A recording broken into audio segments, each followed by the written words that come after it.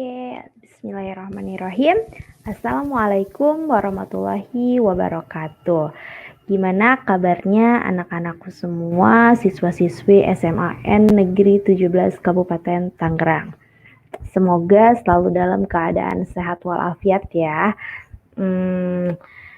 Oke, pada kesempatan kali ini saya mau membahas mengenai pendidikan seks remaja ya. Pendidikan seks ya. Mungkin bisa dibilang ini masih sangat tabu ya di negara kita. Banyak yang rasanya enggan untuk membahas soal seks ini gitu. Nah, tapi menurut saya pendidikan seks ini juga sangat penting karena yang dibahas itu ya mencakup kesehatan reproduksi dan banyak lagi gitu. Oke, saya coba untuk share screen sebentar ya. Ya, kita bahas mengenai pendidikan seks remaja ya. Untuk pendidikan seks remaja ini muncul ya. Sebentar. Share. Saya ulang lagi untuk share screen-nya. Oke, ya. Ya, pendidikan seks remaja. Pendidikan seks itu pandangannya gimana sih kalau untuk di berbagai negara ya? Kalau untuk di Tiongkok ya bisa di sini Isabella Steinhardt pada tahun 2016 mengatakan bahwa di Tiongkok ini masih banyak orang tua yang menganggap bahwa seksualitas atau seks ini merupakan hal yang tabu untuk dibicarakan dengan anak-anak mereka. Sehingga masih banyak anak-anak yang belum mendapatkan pendidikan seksual. Di India juga sama ya. Ini masih dapat pertentangan ya karena dianggap tidak sesuai dengan nilai-nilai yang diajarkan di India. Kemudian di Kanada juga di sini menunjukkan ya bahwa pendidikan seksual adalah hal yang berhubungan dengan bidang kesehatan. Ya, tapi pendidikan seksual masih ditentang oleh beberapa orang tua juga gitu di negara tersebut. Jadi kayaknya bukan hanya di kita aja gitu ya, ternyata di Belanda juga sama ya. Ini pendidikan seksual diberikan meliputi kehamilan, infeksi menular seksual, kemudian orientasi seks, dan homofobia. Nilai-nilai seksual, respek terhadap aneka sikap terhadap seksualitas, dan keterampilan untuk mengembangkan seksualitas yang sehat. Ya, jadi di Belanda ini malah dia dikasih tuh pendidikan seksual, jadi bagus banget. Ya, di Indonesia sendiri pendidikan seksual ini masih belum mengalami kemajuan ya karena menurut survei Kementerian 2011 ya, hanya 20% remaja yang berusia 14 sampai 20 tahun yang mempunyai pengetahuan komprehensif seputar HIV. Jadi lebih kepada kesehatan reproduksi juga gitu ya. Ya, masih banyak yang tabu. Kenapa saya juga pengen ngebahas ini gitu ya? Karena saya sendiri gitu ya, waktu pas usia remaja, saat head dulu ya, cuman dapat info, oh ya udah selamat gitu ya dari orang tua. Ya udah selamat, kamu sudah dewasa berarti atau sudah remaja, ibadah yang benar. Udah gitu aja. Saya nggak tahu ini cara apa yang harus saya lakukan gitu ya. Hanya sebatas kayak gitu. Jadinya lebih banyak dapat informasinya itu ya setelah sharing-sharing sama temen gitu ya. Tapi bahayanya takutnya ketika ada yang kita penasaran gitu ya. Kita sharing sama temen, tapi ternyata teman kita yang menjerumuskan kepada hal-hal yang negatif. Nah, itu sih yang saya takutkan dan saya khawatirkan. Karena nggak sedikit juga temen yang akhirnya malah menjerumuskan temannya sendiri gitu ya, malah kepada informasi-informasi yang tidak sesuai. Oke, kita lanjut. Nah, sedangkan pendidikan seks sendiri ya, ini apa sih gitu? Pendidikan seks ini adalah kegiatan pendidikan untuk mengajarkan mengenai kesehatan reproduksi, ya. Jadi, tujuannya itu ya untuk menyadarkan bahwa kesehatan reproduksi itu penting loh, ya. Terus udah gitu, bahwa kamu juga punya tubuh yang harus kamu jaga. Gimana cara merawat tubuh kamu gitu ya, kemudian, menghindari tindakan pelecehan seksual, macam-macam pelecehan seksual seperti apa, kemudian penyakit menular juga seperti apa dan cara mencegahnya bagaimana, kayak gitu. Nah, pendidikan seks ini juga ya dapat mencegah terjadinya tindakan kekerasan seksual, pemerkosaan, seks di luar nikah ya, dan juga pernikahan di usia dini. Ya, pernikahan usia muda.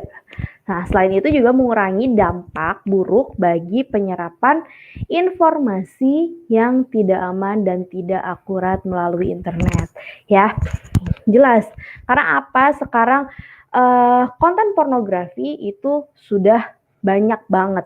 Ya, bisa dibilang kalian main game, iklan atau kalian buka sesuatu, iklannya itu konten-konten pornografi itu udah banyak banget. Buka media sosial juga sama, ya. Jadi, pendidikan ini juga berusaha untuk mengurangi, kalian, dengan dampak-dampak buruk dari pornografi tersebut. Bahkan kalau bisa say no lah tuh pornografi gitu ya.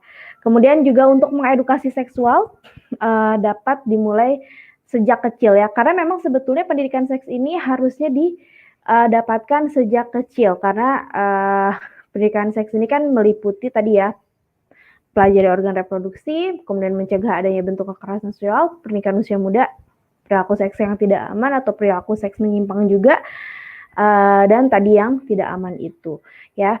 Karena, ternyata saya juga baru sadar ketika saya punya anak, ya, ternyata, dari punya anak ini banyak banget ya. Jadi memang yang dibilang, belajar seumur hidup itu, ya memang benar-benar adanya gitu. Ketika saya menikah ada lagi hal yang saya pelajari. Kemudian ketika saya punya anak, saya belajar lagi bagaimana cara mengurus anak. Saat hamil juga sama gitu ya, bagaimana cara menjaga kesehatan dan bagaimana ilmu seputar kehamilan gitu ya. Sampai akhirnya pas punya anak, oh ternyata dari bayi pun kita juga ada ya pendidikan seks untuk bayi. Memang harusnya dari lahir itu ada gitu. Bagaimana cara mengganti popok dia, bagaimana cara mengajarkan dia toilet training dan sebagainya. Ya, oke, kita lanjut lagi. Istilah seks. Seks itu apa? Jadi seks sendiri ini adalah sebenarnya pembagian dua jenis kelamin, ya, yaitu laki-laki dan perempuan. Ya, jadi intinya adalah yang ditentukan oleh biologis. Ya, seks juga berkaitan dengan karakter dasar fisik dan fungsi manusia, mulai dari kromosom, kadar hormon, dan organ reproduksi. Ya, jadi kalau seks ini ya hanya ibaratnya ya dari segi biologis ya, laki-laki, perempuan, laki-laki memiliki alat reproduksi yang dinamakan penis, ya. Kemudian di penis itu juga dia ada testis, kemudian ya itu udah kalian pelajari lah ya di biologi gitu ya. Sama wanita juga sama. Ya, alat reproduksinya bernama vagina, dia punya sel telur gitu ya, dapat dibuahi dan sebagainya. Nah, itu yang disebut seks gitu. Kemudian ada lagi nih bahasa seksual. Nah, kalau untuk seksual sendiri ini adalah aktivitas seks yang melibatkan organ tubuh lain baik fisik maupun non fisik. Kemudian ada lagi yang seksualitas. Ya, ini adalah aspek-aspek terhadap kehidupan manusia. Makanya kalau seksualitas ini bisa dibilang dia lebih mencakup lebih luas gitu, karena bukan hanya terkait dengan faktor biologis aja, tapi dia sosial, politik, budaya, kemudian aktivitas individu ya, karakter dan segala macam itu masuk ke dalam seksualitas ya. Ini istilahnya dalam seks. Kemudian organ reproduksi pria dan wanita ini beda, ya jelas ya. Kalian juga udah belajar biologi dari SD gitu ya, belajar IPA dari SD. Ya, untuk pria, ya, jika sudah balik ditandai dengan mimpi basah, ya. Dan ingat, berarti kalau saya rasa kalau anak-anak SMA bahkan anak SMP pun juga udah ada yang mengalami yang namanya pubertas ini gitu ya. Jadi ingat kalau kalian sudah mimpi basah untuk yang laki-laki ya, berarti organ reproduksi kalian itu sudah berfungsi. Walaupun belum matang, tapi dia sudah berfungsi. Berarti ya, si anak ini atau si individu ini dia sudah dapat menghamili wanita. Ya, kenapa saya tulisnya itu dengan bold dan berwarna merah? Ya, karena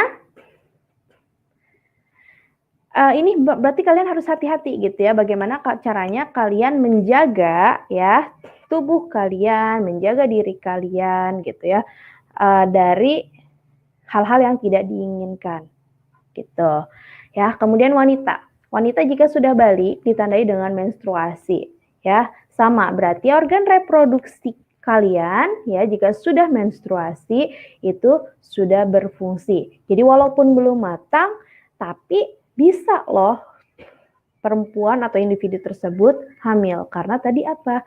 Dia organ reproduksinya sudah dapat berfungsi. Dan organ reproduksi yang sudah berfungsi ini menandakan remaja menuju transisi ke arah dewasa. Lalu apa yang harus dilakukan? Ya, yang pastinya karena tadi udah balik ya kan, udah mau jadi dewasa nih, udah mau transisi.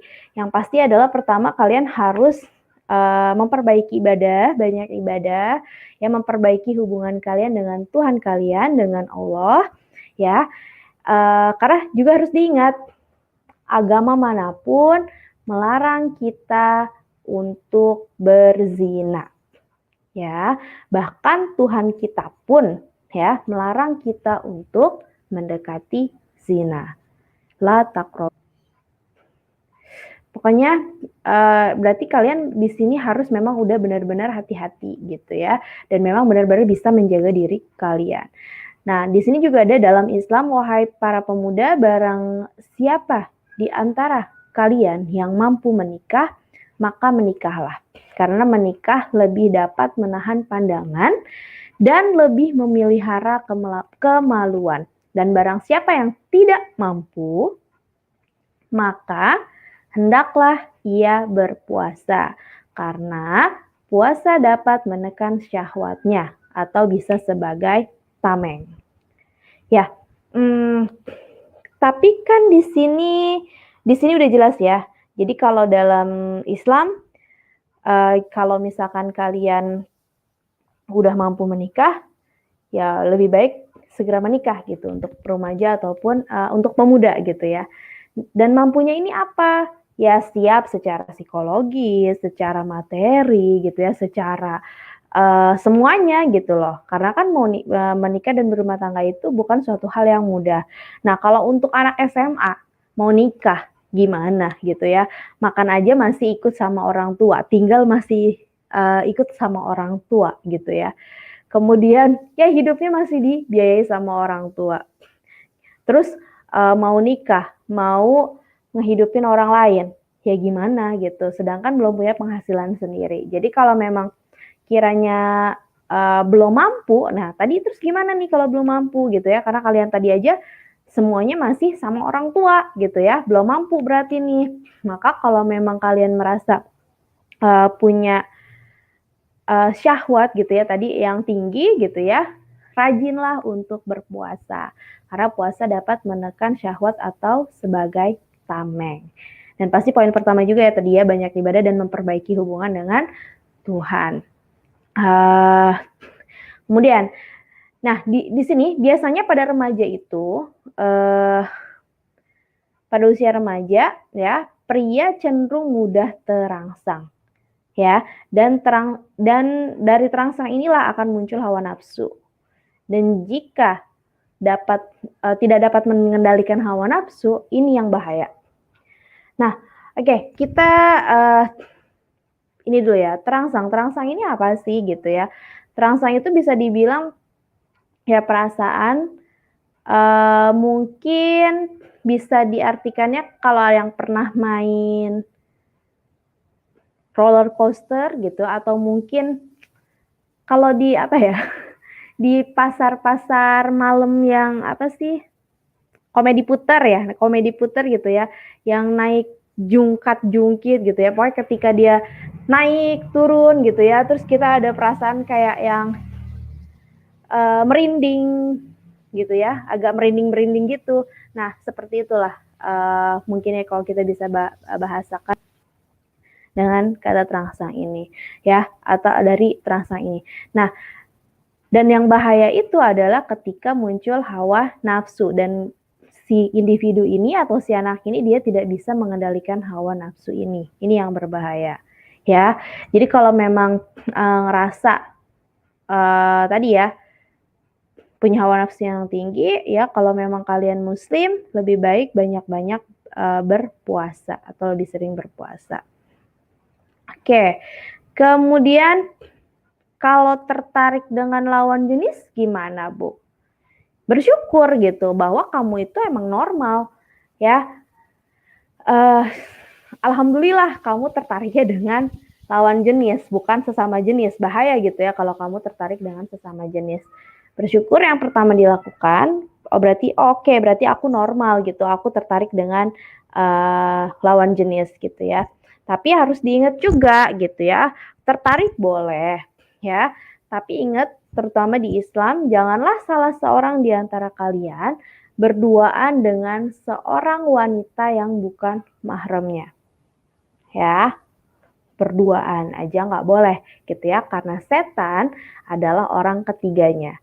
Maka barang siapa yang bangga dengan kebaikannya dan sedih dengan keburukannya, maka dia adalah seorang yang mukmin gitu. Ini malah kebalik gitu ya. Kalau di zaman sekarang ada temennya yang lagi berduaan gitu ya, yang lagi pacaran, datang temennya, malah temennya yang dibilang setan gitu ya. Padahal nggak boleh tuh dua-duaan, mojok-mojok gitu ya. Berdua-duaan. Malah temennya ini harusnya sebagai bagus gitu.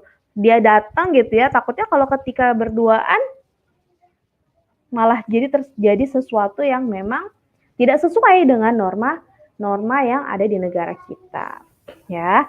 Kemudian dalam Islam juga kita diminta untuk tidak berikhtilat. Berikhtilat itu tadi ya, berdua-duaan, beramai-ramai, misalkan perempuan campur baur dengan laki-laki gitu ya. Banyak juga gitu ya yang kadang tuh kalau dulu saat sekolah masih tatap muka, kalian semua masih ke sekolah, jam istirahat yang pada tidur-tiduran di kelas gitu ya, lagi cuaca panas, cewek cowok tiduran deket-deketan, nah itu sebenarnya nggak boleh, itu namanya ikhtilat ya. Kalian bercampur baur tanpa batasan antara laki-laki dan perempuan, itu nggak boleh ya. Kemudian tadi ingat, kalian udah balik ya kan, kalian harus menjaga pandangan. Baik laki-laki dan perempuan harus jaga pandangannya. Oke, saya memang tertarik gitu ya dengan kawan jenis saya gitu ya, tertarik sama si A atau sama si B. Tapi tetap harus jaga pandangan. Ya gimana mau nggak kebayang-bayang gitu ya, kalau stalkingin IG-nya dia terus, bahkan fotonya di-download, di-capture, terus diliatin terus ya. Jadinya kan kebayang-bayang gitu. Kemudian tadi ya, selain menjaga pandangan, menjaga aurat ya. Bagi perempuan terutama nih, jaga auratnya.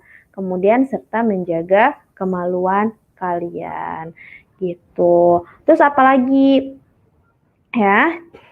Charge dan tingkatkan lagi iman. Ya balik lagi, kita ini adalah di Indonesia manusia atau masyarakat yang harus memiliki pasti memiliki agama dan memiliki kepercayaan gitu ya, karena kita adalah negara yang berketuhanan yang Maha Esa gitu. Ya, jadi di-charge dan tingkatkan lagi iman. Karena apa? Iman itu ya sama aja kayak HP, kayak laptop kita ya, yang perlu di-charge. Yang kadang kita imannya lagi bagus, lagi tinggi gitu ya.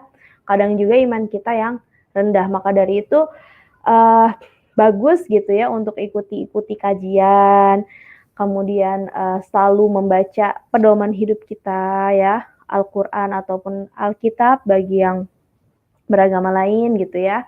Jadi kalau kita belajar tentang pedoman hidup kita paham apa saja aturan-aturan dalam agama kita, insya Allah kita juga bisa menahan dan tahu batasan apa yang harus kita lakukan dan apa yang tidak boleh kita lakukan, gitu ya. Sorry, ini kayaknya judulnya salah nih ya. Ya, tadi kan tertarik gitu ya dengan lawan jenis. Nah, terus kalau misalkan, akhirnya gini deh, remaja-remaja sekarang kan Bu ya, banyak nih yang udah pacaran gitu ya, yang putus nyambung, mantannya banyak gitu. Atau intinya pacaran deh gitu, mereka sudah berpacaran. Terus kalau udah pacaran tuh gimana gitu ya. Nah, di sini cobalah diskusikan dengan orang tua gitu ya. Kalau memang tadi ya intinya sih saya bukannya bisa dibilang membolehkan kalian pacaran, itu tidak gitu ya. Karena memang setiap orang punya prinsip masing-masing. Tapi kalau dikembalikan lagi kepada pedoman hidup gitu ya, atau kembalikan lagi kepada agama, balik lagi tadi tidak boleh berzina, tidak boleh berikhtilat atau berdua-duaan gitu ya. Nah, cobalah ketika kalian memang sudah punya pacar, cobalah diskusi dengan orang tua gitu ya. Kira-kira orang tua tahu nggak nih, misalkan pastikan kalau emang udah punya pacar itu, orang tua kamu itu tahu siapa pacar kamu gitu ya. Kemudian orang tua kamu itu sebenarnya mengizinkan nggak sih untuk pacaran? Kalau mengizinkan alasannya apa? Kemudian kalau tidak mengizinkan juga alasannya apa? Coba diskusi gitu ya dengan orang tua. Pasti orang tua juga punya pendapat. Setiap orang tua juga punya peraturan masing-masing di keluarganya gitu ya. Tapi ketika memang dari kalian nih yang pilih tetap jomblo gitu ya, tetap tidak berpacaran, tetap menjaga diri, saya acukan jempol. Keren gitu ya. Karena sebaik-baiknya perhiasan dunia adalah solehah. Keren. Wanita yang bisa menjaga auratnya gitu ya, itu saya acungi jempol. Ya, terus pertahankan gitu. Ya, terus oke, kita balik lagi. Tadi ya yang pacaran dengan orang tua gitu ya. Coba lagi ambil keputusan ya. Kalau memang kiranya kamu akhirnya rasa, oh iya ya, saya salah, orang tua saya juga emang tidak menyetujui saya untuk pacaran, lebih baik saya fokus kepada belajar gitu ya. Orang tua saya juga nggak suka gitu ya sama pacar saya, kemudian kamu ambil keputusan, ya sudah gitu, misalkan mau dilanjut atau memang harus berhenti sampai di sini dan kemudian kalian ambil lembaran baru gitu ya. Nah, ambil keputusan. Nah, setelah ambil keputusan, harus bertanggung jawab atas keputusan yang telah dibuat. Kalau memang susahnya memang ya, ada banyak sekarang ini banyak remaja yang bisa dibilang bucin gitu ya. Akhirnya, Bu udah sayang, udah cinta mati ya gitulah bahasa-bahasa anak bucin gitu ya. Udah terlanjur sayang, udah susah, udah nggak bisa Bu move on atau segala macam. Harus diingat ya, kalian tetap harus menjaga kehormatan diri kalian ya. Kalian tahu, pelajari lebih dalam gitu ya pedoman hidup kalian tadi ya, Al-Quran atau Alkitab tadi. Jadi harus ikut-ikut kajian gitu ya. Kemudian ibadahnya nggak putus charge iman kalian. Nah, dan di situ saya berpesan gitu ya, tetap kalau memang akhirnya keputusannya orang tua juga memang mengizinkan pacaran gitu ya, harus pacaran yang sehat gitu. Jangan sampai akhirnya mengarah kepada pergaulan yang bebas gitu ya. Pergaulan yang bebas juga saya rasa kalian juga paham itu apa aja gitu ya. Oke, kita lanjut. Kemudian apalagi yang harus dilakukan ya untuk seorang remaja yang sudah balik atau yang nggak ini adalah kepada seorang remaja ya, yang pasti adalah menjaga kesehatan dan kebersihan dirinya. Caranya gimana? Yang pasti adalah pertama mandi sehari minimal 2 kali, pagi sore itu minimal banget ya, karena kalian ini kan remaja nih, hormonnya itu lagi pesat-pesatnya gitu ya. Kemudian aktivitasnya juga biasanya lagi banyak-banyaknya, keringatnya juga lagi banyak-banyaknya. Kalau banyak keringat gitu ya, produksi keringatnya banyak, otomatis bau badannya juga akan meningkat. Makanya perlu yang namanya mandi sehari minimal 2 kali. Sikat gigi juga sama, 2-3 kali sehari, mandi pagi, mandi sore, sama sebelum tidur. Ya, kemudian ganti baju dan pakaian dalam minimal 2 kali sehari. Ya, karena kalau zaman dulu tuh ada isu kalau anak laki-laki ya, saya nggak tahu apa mungkin sampai sekarang gitu ya, anak laki-laki itu suka males ganti baju ataupun ganti pakaian dalam gitu ya. Nah itu juga nggak boleh, harus diganti supaya apa, tidak lembab, tidak bau. Jadi percuma kalau mandi 2 kali tapi bajunya nggak ganti gitu ya.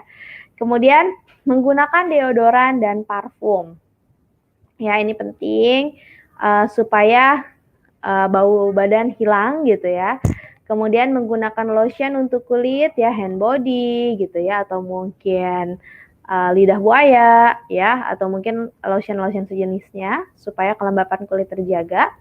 Kemudian membersihkan rambut ya pada ketiak dan kemaluan. Minimal 2 minggu sekali ya. Ini harus juga dilakukan rutin supaya apa? Supaya bersih ya, nggak ada yang namanya mungkin kutu-kutu ya, karena di bagian-bagian ini nih yang biasanya banyak kutu-kutu kecil yang tidak nampak, tidak terlihat gitu ya, yang akan menjadi sarang penyakit juga gitu. Dibersihkannya pakai apa? Bisa pakai cukuran jenggot juga ataupun gunting ya. Bisa dilakukan minimal banget 2 minggu sekali ya. Kemudian membersihkan najis dengan benar ya.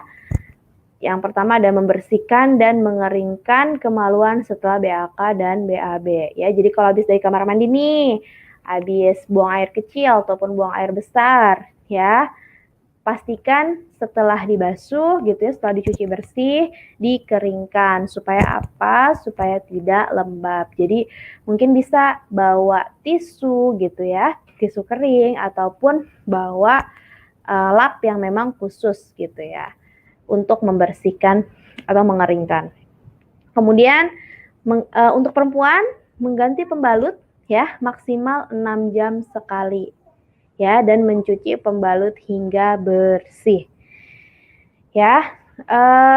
Jadi jangan sampai pakai pembalutnya itu berjam-jam seharian gitu ya, itu juga nanti akan malah jadi timbul penyakit gitu ya.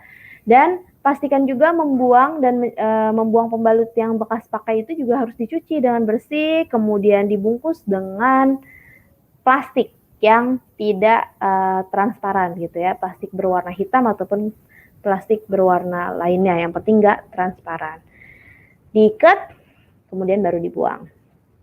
Ya, kemudian remaja juga harus sudah bisa ya yang namanya mencuci pakaian dalam sendiri. Ya.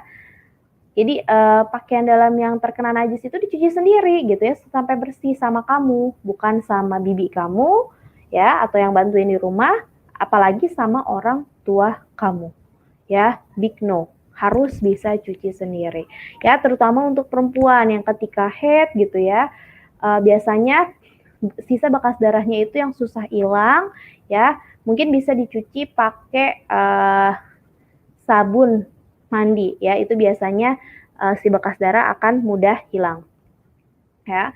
Kemudian juga kalian harus bisa yang namanya mengganti spray sendiri yang terkena najis ya. Jadi misalkan yang perempuan habis haid gitu, ketika haid ternyata pas lagi tidur tembus gitu ya, darahnya terkena spray, berarti spraynya harus diganti ya, harus bisa ganti spray sendiri, belajar ya.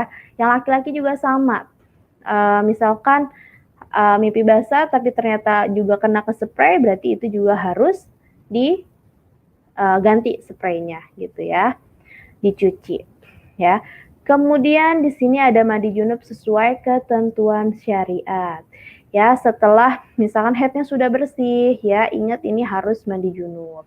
Sama setelah mimpi basah juga bangun mandi ya, itu harus mandi junub. Saya rasa ini juga mandi junub semoga udah pernah dipelajari juga ya sama kalian di pelajaran agama. Nah, kalau yang pernah saya pelajari yaitu ada niatnya, ada doanya gitu ya, kemudian ada tata caranya juga gitu. Oke, kemudian menjaga kesehatan dan kebersihan ini ada lagi melakukan berbagai aktivitas fisik yang bermanfaat ya. Jadi untuk remaja sebenarnya kan energi kalian ini lagi tinggi-tingginya gitu ya, nggak gampang capek gitu ya, energinya banyak. Saya paham gitu untuk pandemi saat ini yang di rumah aja ya, banyak yang akhirnya bingung mau melakukan apa gitu. Tapi bisa nih kalian mempergunakan waktu kalian dengan hal-hal positif kayak olahraga, melakukan hobi. Hobinya yang menggerakkan fisik ya, misalkan kayak mungkin bersepeda, main badminton itu olahraganya, lari pagi gitu ya. Ataupun juga misalkan hobinya masak, berkebun gitu ya. Atau mungkin yang sekarang lagi tren, lagi mengembangbiakan ikan cupang, betta fish gitu ya. Atau mungkin ya aktivitas-aktivitas lain deh pokoknya yang menggerakkan fisik, bikin kue, atau mungkin mengembangbiakan tanaman juga gitu ya. Kemudian menghindari dan menolak hal-hal yang mengarah ke pornografi. Say no to pornography. Gitu ya. Say no to pornography. Ya. Karena apa? Si pornografi ini dia hampir sama dengan narkoba. Ya, bikin kecanduan. Kecanduan pornografi ini juga mengakibatkan kerusakan otak yang cukup serius. Dia itu hampir sama kayak kalian korban yang ketabrak mobil. Ya, kemudian kayak otaknya yang otak pasien yang tertabrak mobil itu berarti dia punya, karena apa ya? Yang namanya pornografi ini kan bikin kecanduan ya. Mungkin awalnya kalian ngelihatnya itu jijik. Nah, jijik akhirnya keluarlah si hormon endorfin gitu ya. Hormon endorfin untuk menenangkan yang sampai akhirnya endorfin ini keluar lagi sampai akhirnya kalian menjadi ketagihan. Ya. Kemudian otak kalian itu bisa dibilang ya, kalau saya pernah ikut seminar juga gitu ya, bahwa dampak si pornografi atau kecanduan si pornografi ini bikin otak itu jadi nggak aktif, selnya itu nggak aktif. Sebentar, saya coba buka. Oh, nggak ada ya. Ya, jadi intinya gitu deh, dia bahaya gitu ya. Sama bahaya dengan narkoba atau narkotika ya. Bisa dibilang pornografi ini merupakan adiksi baru yang tidak nampak mata, tidak terdengar oleh telinga, namun menimbulkan kerusakan otak yang permanen. Ingat ya, kerusakan otak yang permanen. Bahkan melebihi kecanduan narkoba loh. Ya, melebihi kecanduan narkoba. Jadi si pornografi ini ya, dia itu merusaknya adalah prefrontal cortex atau CPFC ya. Karena apa? CPFC atau prefrontal cortex ini dia merupakan salah satu bagian yang paling penting. Karena bagian otak ini hanya dimiliki oleh manusia ya, binatang dia nggak punya. Ini yang mengendalikan kita tuh kayak membedakan kita manusia dengan hewan ya. Karena ini untuk si PFC ini berfungsinya untuk apa? Ya, untuk menata emosi, kemudian memusatkan konsentrasi, ya, kemudian memahami sesuatu, membedakan benar dan yang salah, untuk mengendalikan diri, berpikir kritis, ya. Bayangin, itu fungsinya penting. Tapi ketika si PFC ini dia prefrontal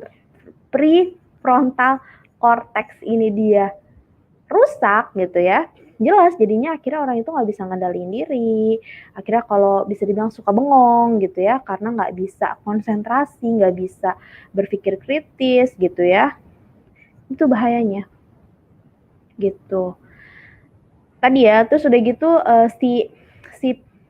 si pornografi ini juga tadi yang saya bilang awalnya itu kalian ngelihatnya perasaannya jijik gitu ya, jijik karena apa? Wajar gitu, manusia mempunyai sistem limbik. Ya, sistem ini pula yang mengeluarkan hormon dopamin ya. Sorry, bukan hormon endorfin. Endorfin yang hormon bahagia. Ya, tapi hormon dopamin. Jadi si dopamin ini yang akhirnya untuk menenangkan otak. Kalian awal ngelihat, ih apaan ini jijik gitu ya. Jijik, kalian si limbik ini udah tahu ini tuh nggak sesuai gitu loh dengan norma. Tapi kenapa saya lihat itu si limbik bilang, tapi akhirnya si otak bekerja lagi nih, nggak apa-apa, banyak juga orang yang ngelihat. Akhirnya si dopamin lah itu keluar untuk menenangin otak ya. Selain memberikan ketenangan, si dopamin ini juga memberikan rasa senang, bahagia, sekaligus ketagihan atau efek kecanduan. Nah akhirnya ketika tadi kalian pertamanya ngelihat jijik, kemudian ngelihat wah ternyata nggak apa-apa ya, karena si dopamin ini akhirnya banyak nih yang keluar gitu ya, akhirnya ketagihan. Nah itu yang makanya dibilang bahaya atau bikin kecanduan gitu ya. Nah kemudian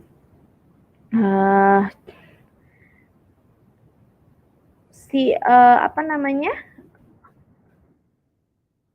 Oke, kita lanjut. Kita bahas lagi. Oke. Jadi ingat ya, pornografi itu sangat berbahaya. Jadi say no to pornography atau say no to porn. Dia bukan hanya say no to drugs gitu, tapi say no to porn juga lebih berbahaya. Kenapa? Ya nggak kelihatan gitu. Mana ada sih orang yang ngelihat kayak begituan gitu ya di tempat umum, kan enggak gitu, pasti dia ngelihatnya sendirian, nggak ketahuan, nggak kelihatan. Beda gitu kalau orang yang kena narkoba kelihatan gitu ya fisiknya jadi lemah dan segala macam. Ini nggak kelihatan tapi ternyata efeknya sangat bahaya. Dan bahayanya juga ketika orang yang kecanduan porn ini gitu ya, selain membahayakan otaknya mereka gitu ya, mentalnya juga bisa bahaya gitu ya. Banyak juga loh kasus gitu ya yang ditemukan anak-anak yang melakukan pelecehan seksual gitu ya terhadap anak yang lebih kecil lagi usianya. Karena apa? Karena melihat ini, karena si pornografi ini. Ya, jadi efeknya tuh dampak buruknya terlalu banyak ya. Jadi saya berharap kalian bisa menghindari ya, kemudian mengatakan tidak pada pornografi. Ya, pasti bisa. Kalau memang niat dan mau benar-benar menghindarinya. Ya. Kemudian apalagi yang harus dilakukan ya dalam menjaga kesehatan dan kebersihan diri? Menghindari yang namanya masturbasi. Ya. Masturbasi itu apa gitu ya? Kayaknya usia sekalian kalian juga udah paham ya, intinya adalah dia mencoba untuk mencari kepuasan sendiri gitu ya dari aktivitas seks gitu ya, seksual gitu ya. Nah, kenapa? Terutama nih biasanya yang melakukan masturbasi ini adalah anak pria atau anak laki-laki ya.